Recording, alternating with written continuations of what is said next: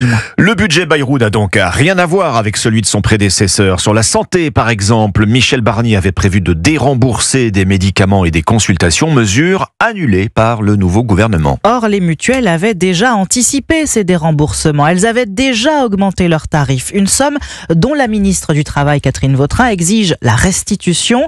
Le gouvernement va donc taxer les complémentaires santé à hauteur d'1 milliard d'euros en 2025, ce qui risque de crisper davantage les relations entre l'État et les mutuelles, Aurélien Fleureau. Oui, les prix des mutuelles ont augmenté de 14% ces 3 dernières années et de 27% si l'on compare à 2019.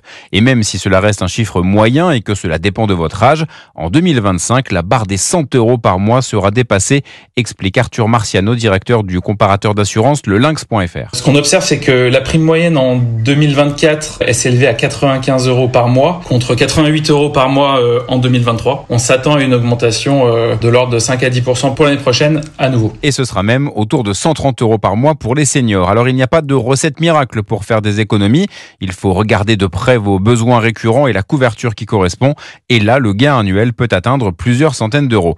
Les experts du secteur ne blâment pas les mutuelles pour ces augmentations. Elles s'expliquent essentiellement par la hausse continue des dépenses de santé des Français et le vieillissement de la population. D'ailleurs, selon les chiffres récemment publiés par le ministère de la Santé, les organismes complémentaires étaient en déficit sur leur activité santé en 2023. Aurélien Fleureau du service économie d'Europe 1.